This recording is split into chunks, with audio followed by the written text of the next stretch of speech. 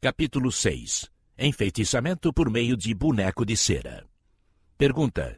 Certa vez, a esposa de nosso vizinho, após recorrer à Umbanda, encontrou um boneco de cera enterrado sob a soleira da porta de sua residência e ornamentado com uma imitação de cabeleira. Havia 3 alfinetes espetados do boneco, um à altura do rim esquerdo, outro no estômago e outro na zona do coração. Inexplicavelmente, o nosso vizinho já havia operado o estômago e o rim esquerdo, além de mostrar-se extremamente cardíaco. Que dizeis? Ramatiz. É evidente que se o enfeitiçamento produz efeitos maléficos através de objetos mais compactos, isso ainda será bem mais fácil quando dinamizado por um boneco confeccionado de cera virgem, substância que é produzida pelas abelhas e impregnada da energia vigorosa das flores, como é o perfume. Modernamente, a medicina aconselha o uso da geleia real feita do mel de abelhas para o rejuvenescimento orgânico, porque ela é exuberante de prana ou vitalidade extraída do néctar das flores. Felizmente, o enfeitiçamento através do boneco de cera é um processo mais raro, pois exige do feiticeiro muita capacidade e experiência, além de tratar-se de perigosa arma de 2 gumes, que se volta rápida e facilmente contra o seu próprio autor.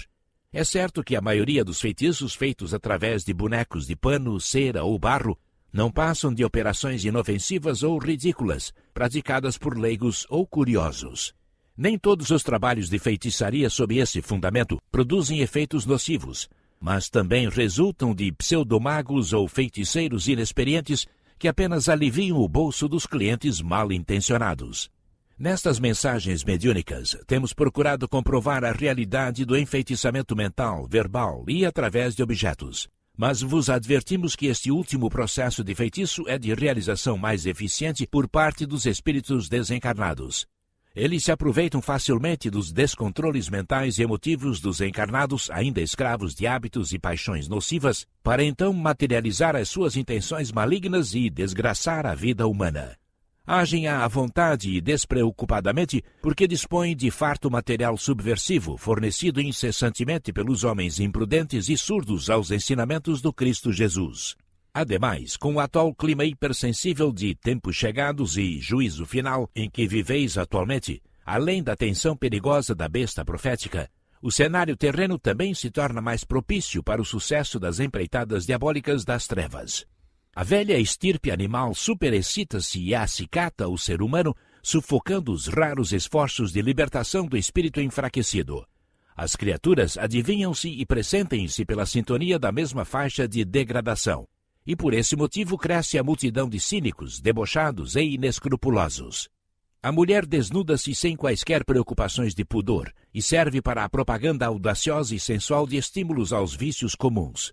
As indústrias do mundo fabricam toda a sorte de substâncias epicurísticas, mas de tendências viciosas. A corrupção de Sodoma, Herculanum, Gomorra, Babilônia, Pompeia, Cartago e Roma, que foi no passado um fenômeno local, agora alastra-se como um acontecimento mundial que atinge todas as latitudes geográficas do planeta. O alcoolismo desenfreado excita as paixões, os entorpecentes modernos aumentam a imbecilidade humana, a luxúria de alto bordo anula as fronteiras dos prostíbulos, a mocidade desfibra-se rotulada de existencialista, o menor emancipa-se na delinquência e repudia os pais, como vulgares e anacrônicos contrapesos da vida moderna.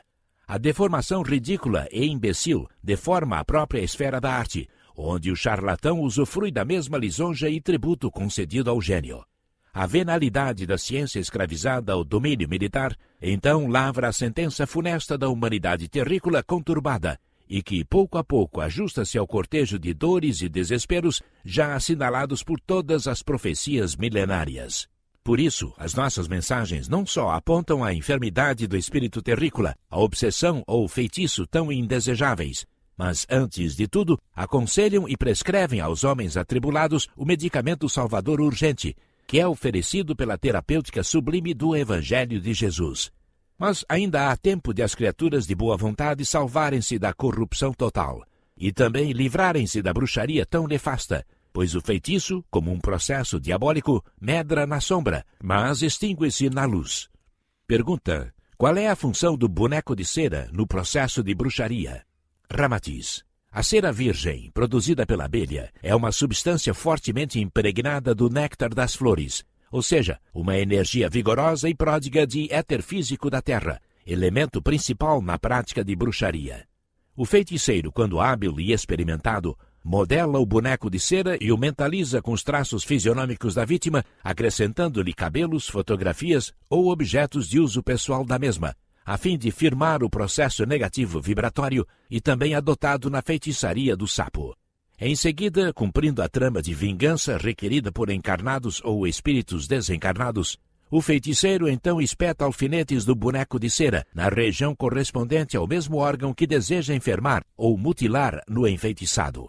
Dali por diante, o processo enfeitiçante, feito à distância através do boneco, desenvolve-se recrudescendo a sua ação mortífera durante as fases de lua cheia, período em que excitam-se a vegetação, os vermes e humores, tornando as criaturas inquietas e excitadas. Mas esse trabalho tormentoso do feitiço ainda é ativado pelos espíritos malévolos adversos, os quais também se aproveitam do ensejo diabólico para exercer a sua desforra contra a vítima. Pergunta: esse enfeitiçamento através do boneco de cera à distância é sempre eficiente? Ramatiz: assim como o melhor sujeito de hipnose é aquele que se mostra mais passível e sensível às sugestões de um hipnotizador, o melhor sujeito para receptar a carga de enfeitiçamento feito à distância também é a criatura enfraquecida no seu controle psíquico ou completamente dominada pelas paixões e vícios degradantes. O viciado é um fraco de vontade, um escravo do instinto inferior e infeliz sujeito facilmente subjugado por outra vontade mais decidida. Mas se as paixões animais e os vícios aviltantes enfraquecem o controle do espírito e podem torná-lo vulnerável aos impactos enfeitiçantes e hipnóticos de feiticeiros hábeis, o seu fortalecimento ou libertação espiritual também pode ser conseguido através do recurso infalível do Evangelho do Cristo. Pergunta: conforme verificamos, no caso do nosso vizinho, ele não tinha mais salvação porque os alfinetes enterrados no boneco de cera já estavam enferrujados. Que significa isso? Ramatiz: em face de serem extremamente corrosivos, os fluidos sobrecarregados de baixo éter físico e projetados pelo boneco de cera embruxados, os quais são atraídos e absorvidos pela própria vítima sob a regência da lei da física dos vasos comunicantes, eles tendem a enferrujar os alfinetes interpostos na sua passagem energética perniciosa.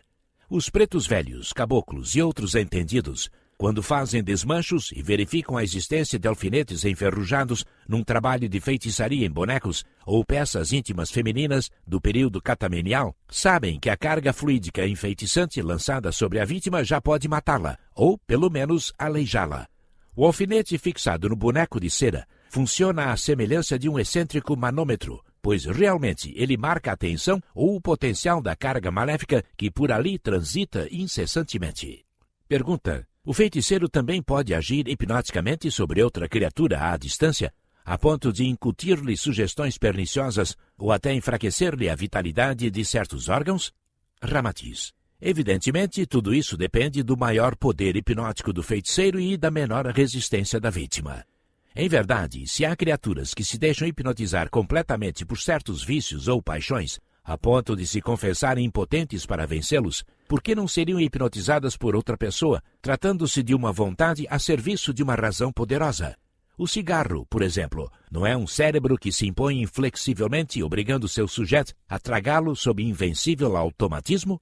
Mas desde que um sapo, quando enfeitiçado, pode causar males à distância através de sua exudação bioelétrica fluídica, é evidente que a vontade e a força mental de um feiticeiro, potencial vivo que raciocina, ainda pode atuar com mais eficiência e êxito.